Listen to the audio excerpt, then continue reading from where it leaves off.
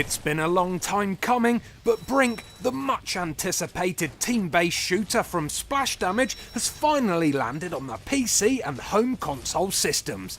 But what do I think of Brink? Does it stink? Or will it make you wink and blink like a soft drink at a rose pink ice rink?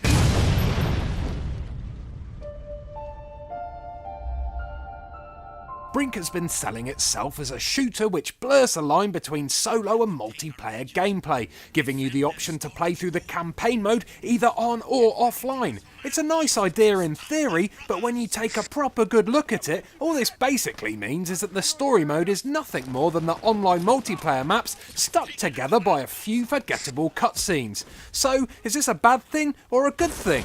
Well, in terms of variety to the gameplay, it's pretty bad. With no difference between the single player and multiplayer, it means you can't fall back on one if you get bored of the other. But in terms of character customization, it's great as you can earn XP and build up your character's look and weapon loadout without having to jump online to do it. There is a whole host of customization options available across the 4 different character classes, and each has their own specific perks, buffs and gadgets which can be unlocked as you rise in rank.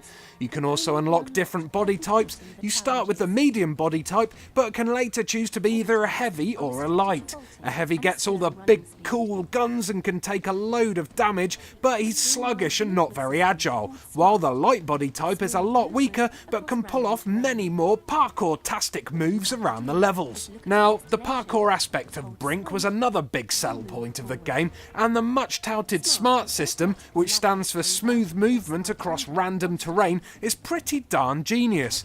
I wish all shooters in the world had this. It's an amazingly simple addition which improves the gameplay massively and puts an end to the "my super soldier can take 50 bullets to the chest but can't get over a knee-high fence" problem that ruins many other shooter games. For some reason though, here the movement seems quite sluggish. Sprinting never really feels quite like sprinting. You'll only really feel the benefits of the SMART system if you play as the light body type.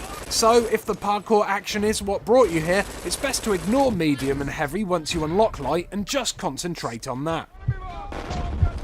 It's very clear to me that the developers of Brink love their PC clan-based shooters, and what they've created here is an amazing team-focused FPS, which has elements of Team Fortress and Shadowrun mixed with Mirror's Edge.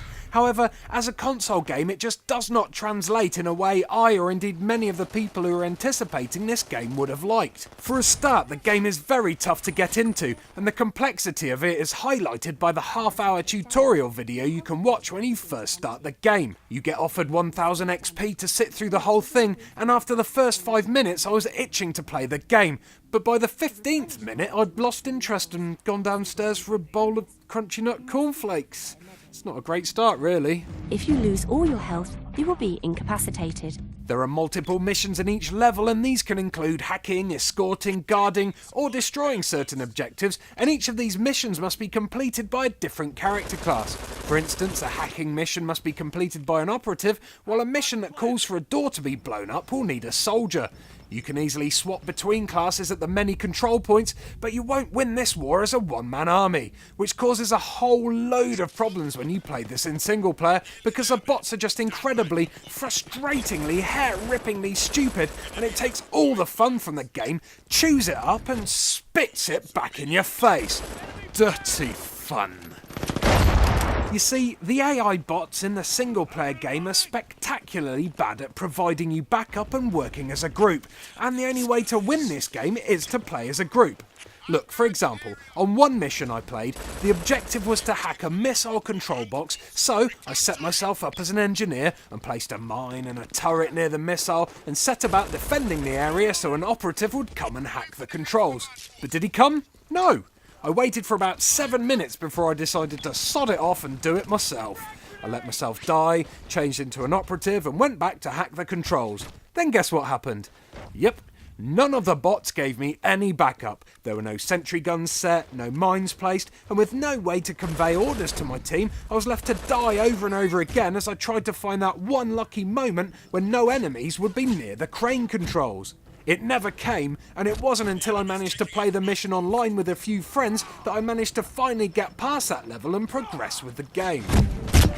If you have a large group of online savvy FPS fanboy friends, then Brink will press all your buttons. This game is designed with you in mind, and it's been made by people with an obvious love and passion for the team combat genre. My only real enjoyment came from the game when I got to play it with friends. At that point the game transformed in front of my eyes and I could finally see what splash damage had intended all along. Coming together as a group, defending each other, healing each other and working together to achieve the objectives is genuinely thrilling when it all goes right. But severe lag in matches often wipe the smile off my face. It's a big problem which hasn't been affecting everyone, but it has been affecting me and my friends on the Xbox. And when you can't play a game offline because the bots are dumb, and you can't play it online because the lag is dumb, well, you've got a bit of a problem really, haven't you? I'm cheering!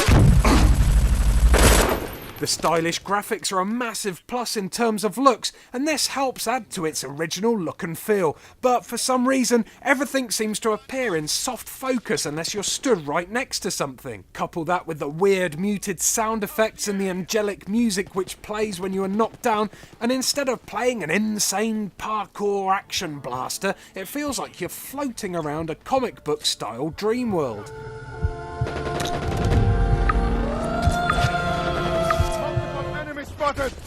I know I'll probably get a lot of flaming for this review, but the truth is, although Brink is a fun game, especially if you have a tight clan going on, it's far from being the game-changing uber shooter that everyone, including myself, was expecting, and I can't see it building and retaining a large online community for very long at all, especially amongst the console owners. There is a hell of a lot of fun to be had here, but you have to be in the right mindset, you have to be playing with like-minded friends, and you have to be able to find a lag-free game.